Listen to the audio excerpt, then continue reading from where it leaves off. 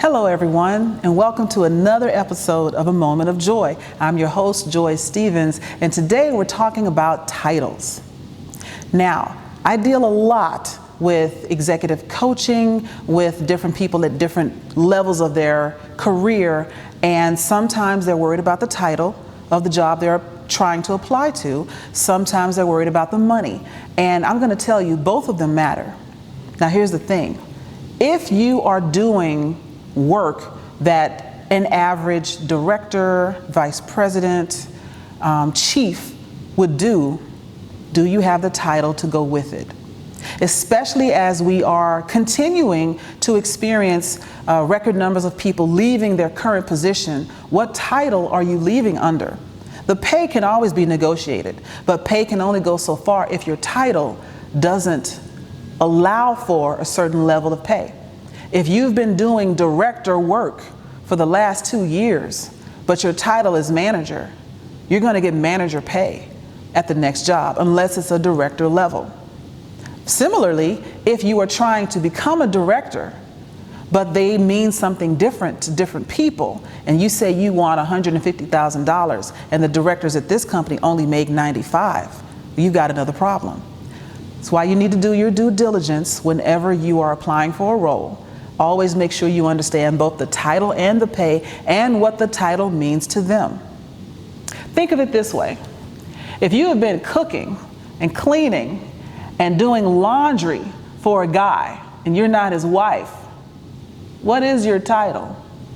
What can you demand or expect if you are just his friend? You know what I mean. Same thing goes for guys. If you've been fixing up her apartment or her condo and you've been cutting the grass, and you've been taking her potential children or whatever out to Disneyland or whatever, and she introduces you as her special friend, what does that title really mean? By the same token, you can be somebody's husband or wife and still have no expectation of fidelity because that title means nothing to that person. This is why it is so important to do your due diligence. Understand what these vocabulary words mean to everyone involved. Now, going back to the next job you're trying to apply for, the position you want to move into in your current company, what do these titles mean? What pay goes along with it? If everyone is a vice president, then vice president means nothing.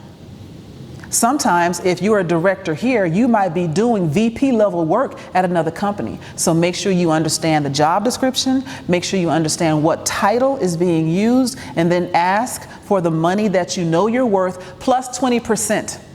That way you've got room to negotiate. Never start with the bare minimum of what you will accept, because you're not going to get anything more than that. Okay? This is a lot of free advice. I normally would charge, we'll call it $500 for, but I'm feeling generous today. So I'm letting you all know, pay attention to the title, pay attention to the responsibilities, understand how those titles are viewed by the person or company that you are about to engage with, and get the money that you are owed based on what you are worth. Okay, that's all I've got for you today, and I hope to see you again next time. Have a great evening.